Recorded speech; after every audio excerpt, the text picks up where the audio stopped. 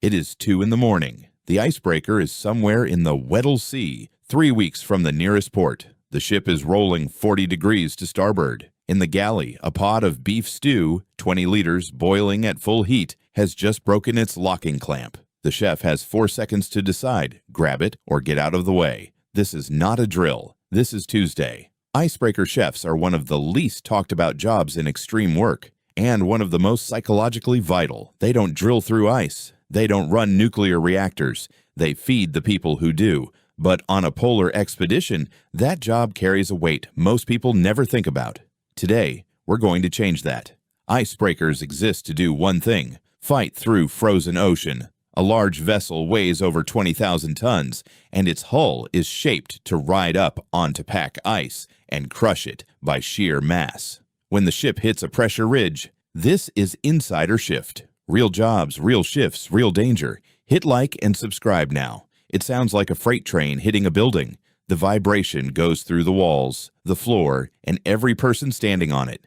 That rise, crack, drop cycle defines every hour on board and everything that happens in the galley. The crew runs from 80 to 140 people. Engineers, navigators, scientists, medics, deckhands, all on rotating shifts around the clock. Breakfast at 6, lunch at noon, dinner at 6. Hot food, every service, no exceptions. 300 to 400 individual meals a day, in conditions that would shut down most restaurants within the hour. Because the sea is almost always doing something. In open Arctic and Antarctic waters, swells of 6 to 10 meters are routine. The ship rolls, pots slide, a liquid finds the lowest point, and that point shifts every few seconds. Veterans describe cooking here as working inside a washing machine.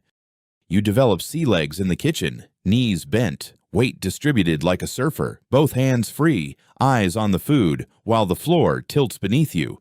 It takes weeks. Then it becomes instinct. Every burner has a metal guard called a fiddle to stop pots sliding mid-simmer. Every pan locks into position. Every heavy pot gets strapped into storm rails, steel bars that hold 50 pounds of boiling liquid in place during a force 10 gale. 3 systems, every dish, every service. Think seatbelt, harness, and hand on the door handle simultaneously. And even that isn't always enough. But wait. There's a dimension to this job most people completely miss. A fire on a ship is not the same as a fire in a building. No fire department arriving in 4 minutes. No exit that doesn't involve the ocean. Every open flame, every vat of hot oil, every pressure cooker in that galley is a potential incident. These chefs train for this. They work with an awareness that is quiet but constant. One careless moment here doesn't just burn dinner. The stakes are simply different from anywhere else. So now you know what the kitchen is.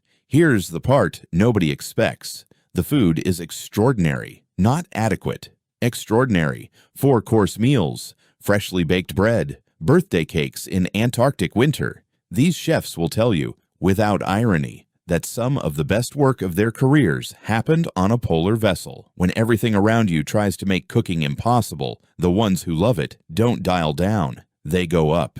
Here's why that matters far more than you'd think. Polar research programs figured this out decades ago. Food isn't just a morale factor. It is the morale factor. No daylight for weeks. No personal space. No shore leave. Temperatures that kill unprotected skin in minutes. In that environment, the twice daily walk to the galley becomes the emotional center of the day. Researchers who study polar crew psychology are blunt. Crew cohesion lives and dies in the dining room.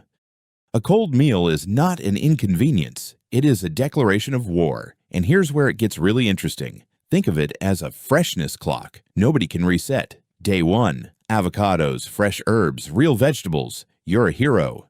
Day 60, you're a magician turning dehydrated onions and frozen gray beef into something worth eating. By month 4, the chef is improvising. By month 5, they are an alchemist. Some chefs have been documented growing microherbs in small LED-lit cabinets tucked behind flour sacks, just to have something green on the plate that isn't mold. Not because anyone ordered it, because it mattered to them, and they knew it would matter to the crew. The best icebreaker chefs become known across the fleet the way great navigators become known. Their skill makes a voyage survivable in ways that never appear in any log. Now for the story that puts all of this into focus. Somewhere around day 130 of a 6-month Antarctic deployment, a crew member makes a request, his mother's pierogi. He hasn't seen his family in 4 months, won't see them for 2 more. He can't fully explain it, he just needs that dish. Not an approximation. That dish. The chef has no fresh potato, no proper flour. The conditions are wrong in 6 different ways. They spend 2 days working around every obstacle, building a version from whatever the storage room has. When the plate arrives, the crew member says nothing for a long time. Then, that's it. That's exactly it. 250 pounds of ice-hardened deckhand reduced to silence by a plate that smells like home. That is the invisible weight these chefs carry every day. They are not just cooks. They read a room of exhausted, isolated, increasingly fragile people and figure out what those people need to hear that day. Then they say it with dinner, a bowl of soup, a slice of bread, a birthday cake in a storm. One chef on a Norwegian research vessel once prepared a full traditional Christmas dinner during a 5-day storm, rolling 35 degrees, rigged to the counter with a homemade strap, plating every element between rolls. The crew sat down to roast meat, pickled herring, and flatbread in the Southern Ocean. He said it was the most grateful dining room he had ever cooked for. That same chef sleeps in 4-hour bursts, wakes to the hull grinding against ice, gets up, makes breakfast. Some jobs look impossible from the outside. From the inside, they just look like work. But on an icebreaker, in the dark, at the bottom of the world, that work is what keeps people whole. Next time you sit down to a meal on a floor that doesn't move, remember someone out there is anchored to a counter with a homemade strap, plating dinner between waves, making sure 100 people feel like people. Hit like, leave a comment. What other hidden profession do you want us to cover? And subscribe, because there are a lot more shifts ahead. I'll see you in the next one.